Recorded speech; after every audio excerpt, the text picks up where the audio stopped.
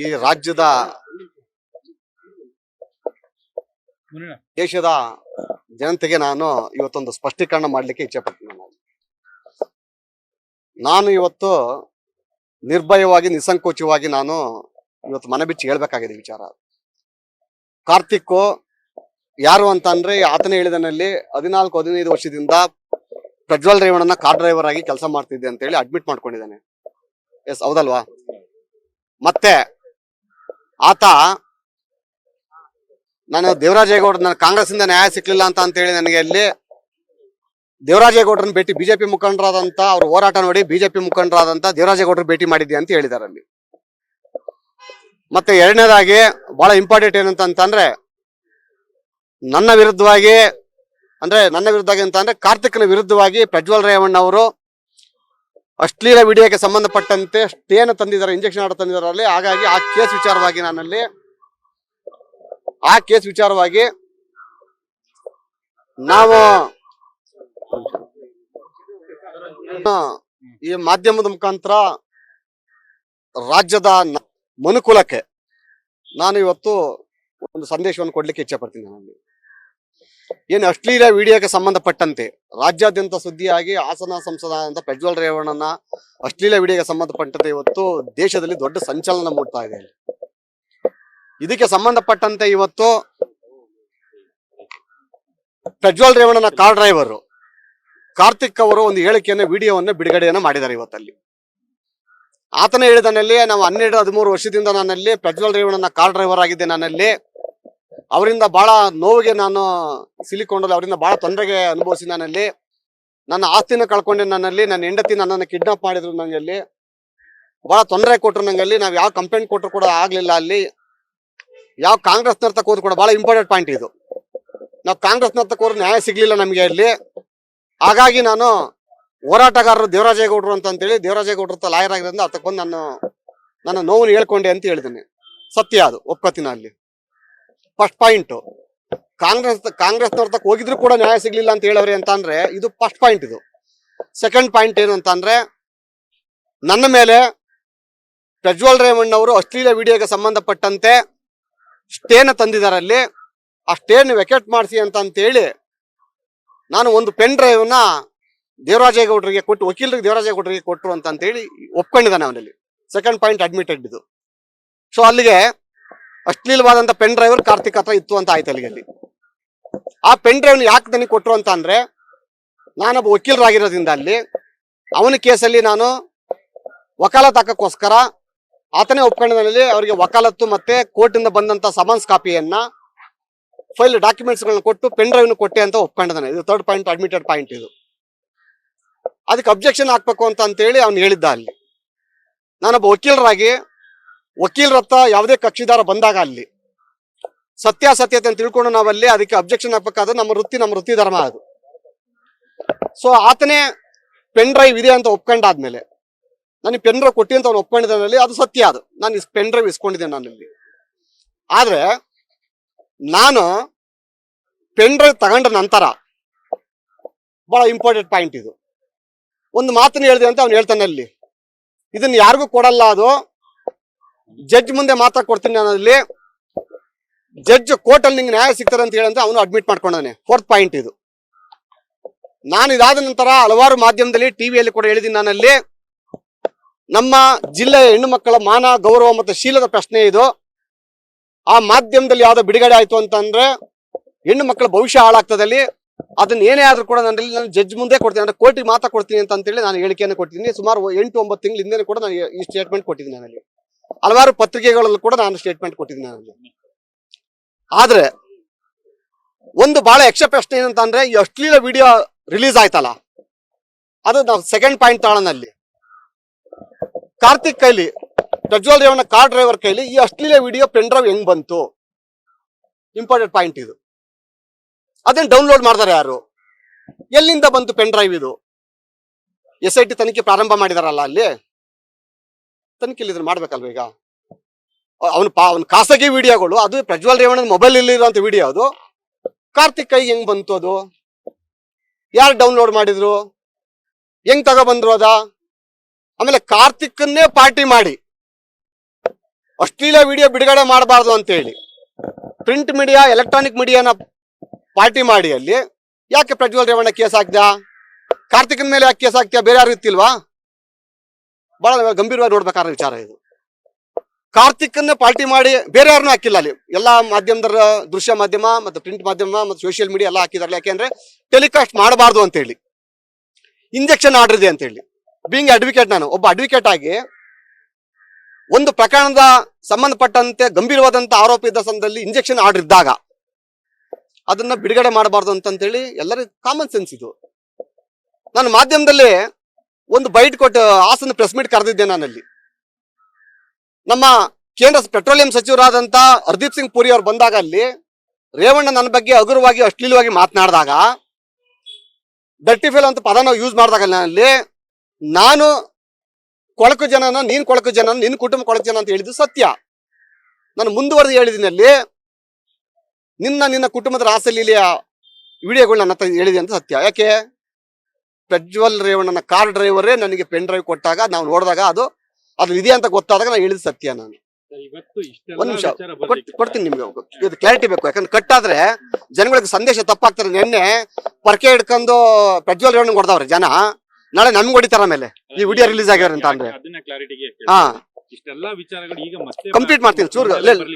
ನಾನು ಒಂದು ಹೇಳ್ತಾರೆ, ಕಂಪ್ಲೀಟ್ ಮಾಡ್ತೀನಿ ನಾನೀಗ. ಇಲ್ಲಿ ನಾನು ಕೋರ್ಟ್ ಸ್ಟೇ ವೆಕೇಟ್ ಆದ್ರೆ ಅದ್ರಲ್ಲಿ ಇರುವಂತ ಹೆಣ್ಣು ಮಕ್ಳು ಅನುಮತಿ ಕೊಟ್ರೆ LED ವಾಲ್ ಹಾಕ್ಸ್ಬಿಟ್ಟು ನಾನು ಡಿಸ್ಪ್ಲೇ ಮಾಡ್ತೀನಿ ಅಂತ ಹೇಳಿದ್ದೆ. ನಾನಲ್ಲಿ ಅನುಮತಿ ಕೊಟ್ರೆ ಹೆಣ್ಮಕ್ಳು ಇದಾರಲ್ಲ ವಿಡಿಯೋದಲ್ಲಿ, ಆ ಹೆಣ್ಮಕ್ಳು ಕನ್ಸರ್ನ್ ಕೊಟ್ರ ಹೆಣ್ಮಕ್ಳಲ್ಲಿ. ಆದ್ರೆ ಮಾಧ್ಯಮದ ಆ ಪಾಯಿಂಟ್ ಕಟ್ ಮಾಡೋದು ಬೇಡ. ಅದು ಯಾಕಂದ್ರೆ ಕೆಲವು ಪಾಯಿಂಟ್ಸ್ ಕಟ್ ಆದಾಗ ಎಲ್ಲೆಲ್ಲ ಹೋಗ್ತದಲ್ಲಿ. ಇದು ವಿಡಿಯೋ. ಇದು ಈ ಕಾರ್ತಿಕ್ ವ್ಯಕ್ತಿ ನನ್ನ 2023 ಚುನಾವಣೆಯಲ್ಲಿ ಯಾರ ಜೊತೆ ಇದ್ದ? ಯಾರ ಪರವಾಗಿ ಚುನಾವಣೆಯನ್ನು ಮಾಡ್ದ? ಇದೇ ಕಾಂಗ್ರೆಸ್ ಅಭ್ಯರ್ಥಿ ಆದಂತ ಶ್ರೇಯಸ್ ಪಟೇಲ್ನ ಪರವಾಗಿ ಬಾಗಿಯೋಳು ಪಂಚಾಯತಿ ಮತ್ತೆ ಕಸಬಾ ಟೌನು ಸಂಪೂರ್ಣ ಜವಾಬ್ದಾರಿ, ಫೈನಾನ್ಷಿಯಲ್ ಜವಾಬ್ದಾರಿ ತಗೊಂಡಿದ್ದ ಅವನು. ಆತನೇ ಒಪ್ಕೊಂಡಿದ್ದಾನೆ. ಆ ವಿಡಿಯೋ ನಾನು ಸದ್ಯದಲ್ಲೇ ರಿಲೀಸ್ ಮಾಡ್ತೀನಿ ನಾನಲ್ಲಿ. ನಂತರ ಶ್ರೇಯಸ್ ಪಟೇಲ್ ಯಾವುದೇ ಕಾರ್ಯಕ್ರಮಕ್ಕೆ ಹೋಗ್ಲಿ ಅಲ್ಲಿ ಈತನ ಉಸ್ತುವಾರಿ. ಹನುಮನಹಳ್ಳಿಯಲ್ಲಿ ರಾಜ ಮರ್ಯಾದೆಯಲ್ಲಿ ಕಾರ್ಯಕ್ರಮ, ಇವನಿಗೆ ಕೆಲವು ಹಲವಾರು ಹಳ್ಳಿಗಳಿಗೆ ಹೋಗಿದ್ದಾರೆ. ಅಲ್ಲಿ ಶ್ರೇಯಸ್ ಪಟೇಲ್ ಜೊತೆನೆ ಕಾರ್ಯಕ್ರಮ ಮಾಡಿರೋದಲ್ಲಿ. ಆಯ್ತು, ವಿಡಿಯೋ ರಿಲೀಸ್ ಆಗಿದೆ ಅಂತ ಹೇಳ್ತಾ ಇದಾರಲ್ಲ ಅಲ್ಲಿ. ನಾನು ವಿಡಿಯೋನ ನನ್ನ ಎಲೆಕ್ಷನ್ ಟೈಮ್ ರಿಲೀಸ್ ಮಾಡ್ಕೊಂಡಿದ್ರೆ ನಾನು ಎಲೆಕ್ಷನ್ ಗೆಲ್ತಿತ್ತಿಲ್ವಾ? ರೇವಣ್ಣ ಸೋಲ್ತಿತ್ತಿಲ್ವಾ? ಆ ನೀಚ ಕೆಲಸ ಮಾಡಲಿಲ್ಲ ನಾನಲ್ಲಿ. ಆಯ್ತು, ಈ ವಿಡಿಯೋ ಇದೆ ಅಂತ ಹೇಳಿ ನಾನಲ್ಲಿ ನಾನೇ ಹೈಕಮಾಂಡ್ ಪತ್ರ ಬರೀಬೇಕಾಗಿತ್ತು. ನಾನು ರಿಲೀಸ್ ಮಾಡೋದಾಗಿದ್ರೆ ಪತ್ರ ಬರೀಬೇಕಾಗಿತ್ತಿಲ್ಲ, ಬರೀ ರಿಲೀಸ್ ಮಾಡಿ ಸಾಕಾಯ್ತು. ಅದು ಇವಾಗ ಏನಾಗಿತ್ತು ಘಟನೆ ಅವಾಗ ಆಗಿರೋದಲ್ಲಿ ಟಿಕೆಟ್ ತಪ್ಪೊಡೋದಲ್ಲಿ ನಾನು ನೀಚ ಕೆಲಸ ಮಾಡಲಿಲ್ಲ. ನಾನಲ್ಲಿ ನನ್ನ ಹೋರಾಟ ಕಾನೂನು ಹೋರಾಟ, ಕಕ್ಷಿದಾರನ ಯಾವುದೇ ಕಕ್ಷಿದಾರ ಬಂದಾಗ ನ್ಯಾಯ ಕೊಡಿಸುವಂತ ಕೆಲಸ ನಂದಲ್ಲಿ, ಮತ್ತೆ ನನ್ನ ರಾಜಕೀಯ ಹೋರಾಟನೇ ನಾನು ಪ್ರಾಮಾಣಿಕ ನ್ಯಾಯಯುತವಾಗಿದೆ ಇಲ್ಲಿ. ಆದ್ರೆ ಕಾಂಗ್ರೆಸ್ನವರು MP ಚುನಾವಣೆಯಲ್ಲಿ ಚುನಾವಣೆ 3 ದಿವಸ ಇದೆ ಅನ್ನಂಗೆ ಈ ವಿಡಿಯೋ ಹರಿಬಿಡ್ತಾರೆ ಅಂತ ಅಂದ್ರೆ ಇದು ದೇವರಾಜೇಗೌಡರು ಮಾಡ್ಯಾರ? ಇದು ಒಂದ್ ನಿಮಿಷ, ಅವ್ನು ಏನ್ ಹೇಳ್ತಾ ಇದ್ದಾನೆ ಅಂತ ಅಂದ್ರಲ್ಲಿ, ಸರ್ ನನ್ನ ಮನೆಯಲ್ಲಿ CC ಕ್ಯಾಮ್ರಾ ಇದೆ, ಅವನು ಕುಳಿತ್ಕೊಂಡು ಪೆನ್ ಡ್ರೈವ್ ಕೊಡ್ತಾನಲ್ಲ, ಆ ಪೆನ್ ಡ್ರೈವ್ ನನ್ಗೆ ಇಲ್ಲ ಕೊಟ್ಟೆ ಅಂತ ಹೇಳ್ತಾನಲ್ಲ, ನನ್ ಕೈಲಿ ಪೆನ್ ಡ್ರೈವ್ ಕೊಡಲ್ಲ ಅವನು. ಆ ಪೆನ್ ಡ್ರೈವ್ ಒಂದು ರೆಡ್ ಕಲರ್ದು ಪೆನ್ ಡ್ರೈವ್ ನ ಕಾಪಿ, ನನ್ನ ಒಂದು ಪೆನ್ ಡ್ರೈವ್ ಗೆ ಕಾಪಿ ಮಾಡಿ ಆ ಪೆನ್ ಡ್ರೈವ್ ಮತ್ತೆ ಅವನೇ ವಾಪಸ್ ತಗೊಂಡು ಹೋಗ್ತಾನೆ. ಅದನ್ನ SIT ಗೆ ನಾನು ಕೊಡ್ತೀನಿ. ನಾನು ಏನ್ ತಲೆ ಕೆಡ್ಸ್ಕೋಬೇಕಾಗಿಲ್ಲ ಅಲ್ಲಿ ಸರ್. ಲೀಕ್ ಆಗೋದಲ್ಲ, ಬೇರೆ ನೋಡಕ್ ಅವಕಾಶ ಕೊಟ್ಟಿಲ್ಲ ನಾನು. ಸರ್ ಯಾಕೆ ಬಂದ್ ಹೇಳ್ತಾವ ಇವನು? ಈಗ ಯಾರ ಜೊತೆ ಇದ್ದಾನ ಅವನು ಕಾರ್ತಿಕ್? ಚುನಾವಣೆ ಸಂದರ್ಭದಲ್ಲಿ ಯಾಕೆ ವಿಡಿಯೋ ಲೀಕ್ ಆಯ್ತು? ಅದು ಈಗ ಬಿಜೆಪಿ ಅವರಿಗೆ ಲಾಭ ಏನು ಅಂತ ಅಂದ್ರಲ್ಲಿ ಅದು ಲೀಕ್ ಮಾಡಿ ಬಿಜೆಪಿ ಕ್ಯಾಂಡಿಡೇಟ್ ಅವರ? ಈಗ MP ಅಲ್ಲಿ ಹಾಸನದಲ್ಲಿ ಬಿಜೆಪಿ ಕ್ಯಾಂಡಿಡೇಟ್ ಇದಾರಾ? ಇಲ್ಲ JDS ಹುಚ್ಚ? ಅವ್ರ ವಿಡಿಯೋ ಅವರೇ ಲೀಕ್ ಮಾಡಕ್ಕೆ ಅವ್ರಿಗೆ ಹುಚ್ಚ ಮೆಂಟ್ಲ ಅವ್ರೇನಾರ ಅವರು? ಇಲ್ಲಿ ಬೇಕಾಗಿದ್ದು ಲಾಭ ಪಡೆಯಕ್ ಬೇಕಾಗಿದ್ದು ಕಾಂಗ್ರೆಸ್ ಅಭ್ಯರ್ಥಿ. ಆತ ತನ್ನ ಗೆಲುವಿಗೋಸ್ಕರ ಹೆಣ್ಣು ಮಕ್ಕಳನ್ನ ಶೀಲವನ್ನು ಹರಣ ಮಾಡಿದ್ದಾನೆ ಹಾಸನ ಜಿಲ್ಲೆಯಲ್ಲಿ. ಈಗ ನಿಮ್ಮ ಜೊತೆ ಬರೋದಕ್ಕಿಂತ ಮುಂಚೆ ಕಾರ್ತಿಕ್ ಒಂದು ಅಂದ್ರೆ ಈಗ ಗೊತ್ತೇ ಹೇಳಿರೋಂತದ್ರಲ್ಲಿ ಕಾಂಗ್ರೆಸ್ ನಾಯಕರ ಜೊತೆಯಲ್ಲಿ ನನಗೆ ನ್ಯಾಯ ಸಿಕ್ಕಿಲ್ಲ, ಅದಕ್ಕೋಸ್ಕರ ಅರ್ಥ ಆಯ್ತಲ್ಲ ಅಲ್ಲಿಗೆ ಬಂದ್ರು ಅಂತ ಹೇಳೋದು. ಈಗ ಯಾರನ್ನ ಭೇಟಿ ಮಾಡಿದ್ದೆ ಅದ್ರ ಬಗ್ಗೆ ಏನಾದ್ರು ನಿಮ್ ಮುಂದೆ ನೇರವಾಗಿ ಹೇಳಿದ್ನಲ್ಲ, DK ಶಿವಕುಮಾರ್ DK ಸುರೇಶ್ ನ ಭೇಟಿ ಮಾಡಿದ್ದೆ ನಾನಲ್ಲಿ. ಇದೇ ಅಭ್ಯರ್ಥಿ ಆದ ಶ್ರೇಯಸ್ ಪಟೇಲ್ ಮತ್ತೆ ಅನುಪಮ್ ಅವ್ರ ಜೊತೆ ಕರ್ಕೊಂಡು ಹೋಗಿದ್ದೆ ಅಂತ ಅವನೇ ಒಪ್ಕೊಂಡವನಲ್ಲ ಅಲ್ಲಿ. ಈಗ ಉಲ್ಟಾ ಹೊಡಿತಾನ ಅವನು. ನಿಮ್ ಮುಂದೆ ಅಡ್ಮಿಟ್ ಮಾಡ್ಕೊಂಡಿದ್ರಿ ವಿಚಾರ. So admit ಮಾಡ್ಕೊಂಡವನೇ. ಸೊ ಇವತ್ತು ಹೇಳಿದ್ನಲ್ಲ ಅವನಲ್ಲಿ ಕಾಂಗ್ರೆಸ್ ಇಂದ ನ್ಯಾಯ ಸಿಕ್ಲಿಲ್ಲ ಅಂತಂದ್ರೆ ಯಾರು ಕಾಂಗ್ರೆಸ್ ನ್ಯಾಯ ಕೊಡ್ಬೇಕಾಗಿದ್ದರು ರಾಜ್ಯದಲ್ಲಿ? ಸರ್ಕಾರ ಯಾರ್ದೈತೆ ಕಾಂಗ್ರೆಸ್ದು? ಸರ್ಕಾರದ ಮೇನ್ ಮುಖ್ಯ ಕೀಪಿಯನ್ ಯಾರಿದಾರೆ ಅಲ್ಲಿ? ಹೌದಲ್ವಾ? ಸರಿ, ಒಂದು ಕಾರ್ತಿಕ್ ಹೇಳಿರಂತ ಎಲ್ಲಾ ಸತ್ಯಗಳು ಸತ್ಯ. ಅದ ಕೊನೆಗೆ ಹೇಳ್ತಾನಲ್ಲ, ದೇವರಾಜೇಗೌಡರು ಬಿಟ್ಟಿರ್ಬಹುದು, ಆಮೇಲೆ ಪೆನ್ ಡ್ರೈವ್ ಅವರಿಗೆ ಕೊಟ್ಬಿಟ್ಟೆ ನಾನು ಇಸ್ಕೊಂಡ್ ಬಂದಿಲ್ಲ ಅಂತ ಹೇಳ್ತಾನಲ್ಲ. ಪುಣ್ಯಾತ್ಮ, ಬಾರಪ್ಪ, ನನ್ನ ಮನೆಯಲ್ಲಿ CC ಕ್ಯಾಮ್ರಾ ರೆಕಾರ್ಡ್ ಮಾಡಿ ಮಡಗಿದ್ದೀನಿ ನಾನಲ್ಲಿ. ನೀನ್ ಬಂದ್ ಕುಳ್ಕೊಂಡು ಏನೇನು ಮಾತಾಡಿದ್ಯಾ, ಆಯ್ತಾ? ಪೆನ್ ಡ್ರೈವ್ ನೀನ್ ಕೊಟ್ಟು ನಾನು ವಾಪಸ್ ತಗೊಬಂದು ನನಗೆ ಬಿಟ್ಬಿಟ್ಟು ಬಂದಿ ಅಂತೇಳಿ ಗೊತ್ತಾಗ್ತದೆ ಅದರಲ್ಲಿ. ಇವತ್ತು ಯಾವನೋ ಒತ್ತಡಕ್ಕೆ ಮಣಿದು, ರಾಜಕೀಯ ಕುತಂತ್ರಕ್ಕೆ ಮಣಿದು ನೀನಲ್ಲಿ ಅವ್ರ ಪರವಾಗಿ ಕೈ ಮುಕ್ಕಬಿಟ್ಟು ನೀನ್ ಹೇಳೋದಲ್ಲ. ಅಲ್ಲಿ ದೇವರಾಜೇಗೌಡರು ನಿರಂತರ 22 ವರ್ಷಗಳ ಕಾಲ ರಾಜಕೀಯದ ಹೋರಾಟ ಮಾಡ್ಕೊ ಬಂದವ್ರೆ. ತಲೆ ಬಗ್ಸೋ ಕೆಲಸ ಮಾಡಿಲ್ಲ, ತಲೆ ಹಿಡಿಯೋ ಕೆಲಸ ಮಾಡಿಲ್ಲ. ಏನಪ್ಪಾ ಅಂದ್ರೆ ಪ್ರಮುಖವಾಗಿ ಇನ್ನೊಂದು ಏನಂದ್ರೆ, ದೇವರಾಜೇಗೌಡ ಅವ್ರನ್ನ ಹೊರತುಪಡಿಸಿ ನಾನು ಯಾರಿಗೂ ವಿಡಿಯೋ ಕೊಟ್ಟಿಲ್ಲ ಅಂತ ಹೇಳಿರುವಂತ ವಿಚಾರ. ನೀವೇ ಕೂಡ ಹೇಳ್ಕೊಂಡಿದ್ದೀರಿ, ನೀವೇ ಪೋಸ್ಟರ್ ಕೂಡ ಹಾಕ್ತೀನಿ ಅಂತ, ನೀವು ಅಂದ್ರೆ ಈ ರೀತಿಯಾಗಿ ವಿಡಿಯೋ ಅಂತ ಹೇಳಿ ನಾನು ಮಾಡ್ತೀನಿ ಅಂತ ಹೇಳಿದ್ರಿ. ಒಂದ್ ನಿಮಿಷ ಮಾತನ್ನ ನೀವು ಡೈವರ್ಟ್ ಮಾಡಬೇಡಿ. ನಾನು ಹೇಳಿದೆ ಏನ್ ಹೇಳಿದೀನಿ ಅಂತಂದ್ರಲ್ಲಿ ಒಂದ್ ನಿಮಿಷ. ಅವ್ನು ಹೇಳ್ತಾನೆ ಸರ್, ಅವನಲ್ಲಿ ಅವನು ಈಗ ನುಗ್ಗಿಸ್ಕೋಬೇಕಲ್ಲ. ಅಲ್ಲಿ ಒಂದ್ ಸಿಂಪಲ್ ಕ್ವಶನ್, ಪೆನ್ ಡ್ರೈವ್ ಹೆಂಗ್ ಬಂತು ಅವನ್ಗೆ? ಎಲ್ಲಿಂದ ಬಂತು ಪೆನ್ ಡ್ರೈವ್ ಅವನ್ಗೆ? ಅದು ಅವನು ಪ್ರಜ್ವಲ್ ಖಾಸಗಿ ವಿಡಿಯೋ, ಅದು ಹೆಣ್ಮಕ್ಳು ಭವಿಷ್ಯ ಐತಿ ಅದರಲ್ಲಿ. ಆ ಪೆನ್ ಡ್ರೈವ್ ಕಾರ್ತಿಕ್ ಯಾಕೆ ತಗೊಂಡ? ಸತ್ಯವಂತನಾಗಿದ್ದಾನು ಅವನ. ಆಮೇಲೆ ಈತನೇ ಪ್ರಜ್ವಲ್ ರೇವಣ್ಣಗೆ ಮೆಸೇಜ್ ಕಳಿಸ್ತಾನೆ, ವಾಟ್ಸ್ಆಪ್ ಕಳಿಸ್ತಾನೆ ವಿಡಿಯೋನ. ನನ್ನ ಹತ್ರ ಈ ವಿಡಿಯೋ ಇದೆ, ಎಚ್ಚರಿಕೆಯಲ್ಲಿ ಇರುವಂತ ಇದೊಂದು ಹೇಳ್ತಾ ಇದೀನಿ ಕೇಳಿ. ಇವತ್ತು ಬ್ಲಾಕ್ ಮೇಲ್ ಮಾಡ್ತಾನೆ ಅಲ್ಲಿ. ಆಗ ಪ್ರಜ್ವಲ್ ರೇವಣ್ಣ ಕೋರ್ಟಿಗೆ ಬಂದು ಸ್ಟೇ ತಗೋತಾನೆ, ಇಂಜೆಕ್ಷನ್ ಆರ್ಡರ್ ತಗೋತಾನೆ. ಹೇಳಿ ಅವ್ನು ಹೇಳಿಲ್ಲ ಅಂತೇಳಿ. ಸರ್, ಇನ್ನೊಂದು, ನಿಮ್ಗೆ ಪೆನ್ ಡ್ರೈವ್ ಕೊಟ್ಟಾದ್ಮೇಲೆ ಹಲವು ತಿಂಗಳ ಕಾಲ ನೀವು ಕೋರ್ಟ್ಗೆ ಅದನ್ನು ಸಬ್ಮಿಟ್ ಮಾಡಿರ್ಲಿಲ್ಲ ಅನ್ನೋ. ಸರ್, ನೀವೆಲ್ಲ ಇದಿರಲ್ಲ ಮಾಧ್ಯಮದವರು, 81 ಜನ ಇದಾರೆ. ಇನ್ನ ಅವರೆಲ್ಲ ಅಪ್ಲಿಕೇಶನ್ ಅಬ್ಜೆಕ್ಷನ್ ಹಾಕ್ಬೇಕಲ್ಲ. ನಾವೇ ಹಾಕೋಣ, ನೀವೇನ್ ಹಾಕ್ತೀರ ನಿಮ್ಗೆ ಗೊತ್ತಿಲ್ವಲ್ಲ. ಅಲ್ಲಿ ಇವ್ನು 87ನೇ ಯಾರೋ ಇವನು ರೆಸ್ಪಾಂಡೆಂಟ್, ಇವನು 81 ಜನ ಇದಾರಲ್ಲ ಇನ್ನ ಟಿವಿ ಅವರು. ಇನ್ನ ನೋಟಿಸ್ ಅಂತದೆಲ್ಲ ಇದೆಯಾ ಅದು?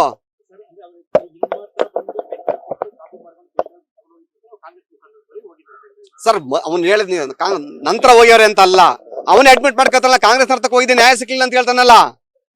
ಫಸ್ಟೇ ಹೋಗಿ ಬಂದವನೇ.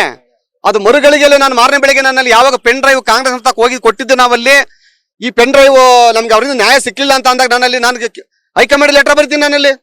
ಈಗ ವಿಡಿಯೋ ಲೀಕ್ ಆಗಿದೆ ಅಂದ್ರೆ ನಿಮ್ಮ ಬಳಿಯಲ್ಲಿದ್ದಂತ ವಿಡಿಯೋಗಳು ಕೂಡ ಇತ್ತು, ಜೊತೆಗೆ ಇದು ಹೊರಗಡೆ ಲೀಕ್ ಆಗಿರೋಂಥದ್ದು. ಯಾರು ಮಾಡಿದ್ದಾರೆ ಈಗ ಅಂದ್ರೆ, ನೀವು ಹಾಸನ ಕ್ಷೇತ್ರದಲ್ಲಿ ಮತದಾರನು ಕೂಡ ಹೌದು, ಜೊತೆಗೆ ಅಭ್ಯರ್ಥಿ ಕೂಡ ಆಗಿ ಇದ್ದಂತವ್ರು. ಸರ್, ಯಾರು ಮಾಡಿದ್ದಾರೆ ಅಂತ ಒಂದು ನನಗೆ ಈ ಕೇಸು ಈ ನ್ಯಾಯ ಕೊಡ್ಸಕ್ಕೆ ಮುಂಚಿತವಾಗಿ ನನ್ನ ಹೆಣ್ಣು ಮಕ್ಕಳ, ನನ್ನ ಜಿಲ್ಲೆಯ ಹೆಣ್ಣು ಮಕ್ಕಳ, ನನ್ನ ರಾಜ್ಯದ ಹೆಣ್ಣು ಮಕ್ಕಳ ಮಾನ ಮರ್ಯಾದೆ ಮತ್ತು ಅವರ ಶೀಲದ ಪ್ರಶ್ನೆ ಇದು. ಅವರ ಗೌಪ್ಯತೆ ಕಾಪಾಡಬೇಕಾದ್ರೆ ನನ್ನ ವೃತ್ತಿ ಧರ್ಮ ಆದ ನನ್ನಲ್ಲಿ. ಅವರ ಶೀಲಾರಣ ಆಗೋದನ್ನ ತಪ್ಪಿಸ್ಬೇಕಾದ ನನ್ನ ಜವಾಬ್ದಾರಿ ಅದು. ನನ್ನ ಹೆಣ್ಣು ಮಕ್ಕಳ ಗೌರವ ನಾನು ಕಾಪಾಡಲಿಲ್ಲ, ನಾನೇ ಅವತ್ತಿನ ನಾಯಕನಾಗ ಸಾಧ್ಯ ಆಗ್ತದೆ ಅದು? ಈತನೇ ನೇರವಾಗಿ ಕಾಂಗ್ರೆಸ್ಗೆ ನಾನು ಹೋಗಿದ್ದ ನ್ಯಾಯ ಸಿಗ್ಲಿಲ್ಲ, ಬಂದಿದ್ದೇನೆ, ಅಲ್ಲಿಂದ ಬಂದಿದ್ದೀವಿ ಅಂತ ಅಂದ್ಮೇಲೆ ಅಲ್ಲಿ ನೀವೆಲ್ಲ ಸ್ಪಷ್ಟವಾಗಿ ಅರ್ಥ ಮಾಡ್ಕೋಬೇಕು ಏನಾಗಿದೆ ಅಂತ ಹೇಳಿ. ಯಾರು ಲೀಕ್ ಮಾಡಿದ್ದಾರೆ ಅಂತ ನಿಮ್ಮ ಒಪಿನಿಯನ್, ನಿಮ್ಮ ಅಭಿಪ್ರಾಯ ಅಂತ? ಸರ್, ಯಾರು ಈಗ ಎಸ್ ಐ ಟಿ ಇದೆಯಲ್ಲ, ನಾನು ಹೇಳ್ತಾ ಇದ್ದೀನಿ ಅಲ್ಲಿ SIT ನನಗೆ ನೋಟಿಸ್ ಕೊಡ್ಲಿ ಅಂತ ಕಾಯ್ತಾ ಇದ್ದೀನಿ. ನಾನಲ್ಲಿ SIT ಮುಂದೆ ನಾನು ಕೆಲವು ಇಂಪಾರ್ಟೆಂಟ್ ಡಾಕ್ಯುಮೆಂಟ್ಸ್ ಬಿಡುಗಡೆ ಮಾಡ್ತೀನಿ. ನಾನಲ್ಲಿ ಯಾರು ಬಿಡುಗಡೆ ಮಾಡ್ಯವ್ರೆ, ಯಾಕೆ ಬಿಡುಗಡೆ ಮಾಡ್ಯವ್ರೆ, ಅಲ್ಲಿ ನಿನ್ನೆ ರಾತ್ರಿ ಏನ್ ನಡೀತೈತೆ, ಮೊನ್ನೆ ರಾತ್ರಿ ಏನ್ ನಡೀತಿದೆ, ಅಲ್ಲಿ ಏನೇನ್ ಮಾಡ್ತಾವ್ರೆ ಎಲ್ಲ ಎಳೆ ಎಳೆಯಾಗಿ ಬರ್ತದೆ ಅಲ್ಲಿ. ಅದಕ್ಕೆ ರಾಜ್ಯ ಸರ್ಕಾರ ಸರಿಯಾಗಿ ಸ್ಪಂದಿಸ್ತಿಲ್ಲ ಅಂತ ಅಂದ್ರೆ ನಾನೇ ಹೈಕೋರ್ಟ್ ಅಲ್ಲಿ ರಿಟ್ ಆಗ್ತೀನಿ. ನಾನೆಲ್ಲ ಇದನ್ನ CBIಗೆ ವಹಿಸಿ ಈ ಪ್ರಕರಣವನ್ನ ಅಂತ ಹೇಳಿ. ಯಾಕಂದ್ರೆ ನನ್ನ ಹೆಣ್ಣು ಮಕ್ಕಳು, ನನ್ನ ಜಿಲ್ಲೆ ಹೆಣ್ಣು ಮಕ್ಕಳ ತಾಯಿಯಂದಿರ, ಅಕ್ಕಂದಿರ ಶೀಲದ ಪ್ರಶ್ನೆ ಇದು. ಅವರ ಶೀಲವನ್ನು ಹರಾಜು ಹಾಕ್ಯವ್ರು ಇವರು. ಸರ್, ಈಗ ಕಾರ್ತಿಕ್ ಅವರು ನೇರವಾಗಿ ನಿಮ್ಮ ಮೇಲೆ ಆರೋಪ ಮಾಡಿದ್ರೆ ನೀವೇ ಸ್ಪಷ್ಟನೆ ಕೊಡ್ತೀರಿ ಸರ್? ಅವನಿಗೆ ಸ್ಪಷ್ಟನೆ ಕೊಡೋದು SIT ಕೊಡ್ತೀನಿ ನನಗೆ. ಅಲ್ಲಿ ಅವನೇ ಒಪ್ಕೊಂಡವನೇ ಎಲ್ಲವೂ. ಇಲ್ಲಿ ಒಂದ್ ಸೆಕೆಂಡ್, ಪೆನ್ ಡ್ರೈವ್ ತಂದದ್ ನಾನೇ ಅಂತ ಒಪ್ಕೊಂಡವನೇ, ಪೆನ್ ಡ್ರೈವ್ ಕೊಟ್ಟದ್ ನಾನೇ ಅಂತ ಒಪ್ಕೊಂಡವನೇ, ಕಾಂಗ್ರೆಸ್ ನರ್ತಕ್ಕೆ ಹೋಗಿದ್ದೆ ಅಂತ ಅವನೇ ಒಪ್ಕೊಂಡವನೇ, ಕಾಂಗ್ರೆಸ್ ಇಂದ ನ್ಯಾಯ ಸಿಗ್ಲಿ ಅಂತ ಅವನೇ ಒಪ್ಕೊಂಡವನೇ. ಅಲ್ಲಿ ಎಲ್ಲ ಅವನು ಒಪ್ಕೊಂಡ ಮೇಲೆ ಈಗೇನ್ ಆಗಿದೆ ಅಲ್ಲಿ? ಸರ್, ಅವನೇ ಹೇಳಿದ್ನಲ್ಲ, ಕಾಂಗ್ರೆಸ್ ಹತ್ತಕ್ಕೆ ಹೋಗಿದ್ದೆ, ನ್ಯಾಯ ಸಿಗ್ಲಿಲ್ಲ ಅಂತ ಅವನೇ ವಿಡಿಯೋದಲ್ಲಿ ಹೇಳಿದ್ನಲ್ಲ ಇವತ್ತು. ನಾನ್ ಕೊಡ್ಬೇಕಾಗಿಲ್ಲ, ಇವತ್ತು ಅವನೇ ವಿಡಿಯೋದಲ್ಲಿ ಹೇಳಿದ್ನಲ್ಲ ಇವತ್ತು. ಸರ್, 1000 ವಿಡಿಯೋ ಇದೆ, 1000 ಫೋಟೋ ಇದೆ. ಎಲೆಕ್ಷನ್ ನಲ್ಲಿ ಅವಂದೇ ಉಸ್ತುವಾರಿ, ಸಂಪೂರ್ಣ ಉಸ್ತುವಾರಿ ಅವಂದೇ. ತೆಗಿರಿ ಆ ಸೋಷಿಯಲ್ ಮೀಡಿಯಾ ಇವಂದು ಶ್ರೇಯಸ್ ಪಟೇಲ್ ಎಲೆಕ್ಷನ್ ಮಾಡ್ಯಾರಲ್ಲ ವಿಡಿಯೋಗಳನ್ನ ತೆಗಿರಿ. ಅಲ್ಲಿ 1000 ವಿಡಿಯೋ ಐತಿ, ಅವನೇ ಯಜಮಾನ ಅದ್ರಲ್ಲಿ. ಇದು ಯಾಕೆ ಕಣ್ಣೋಸಕ್ ಜಾಗ ಇದು? ಒಂದು ನೇರವಾಗಿ ರಾಜ್ಯ ಸರ್ಕಾರ ಕೇಳಲಿಕ್ಕೆ ಇಚ್ಛೆ ಪಡ್ತೀನಿ. ನಾನಲ್ಲಿ ನೀವು ತೋಡಿರುವ ಗುಂಡಿಯಲ್ಲಿ ಕೆಲವೇ ದಿವಸಗಳು ನೀವು ಬೀಳ್ತೀರಾ.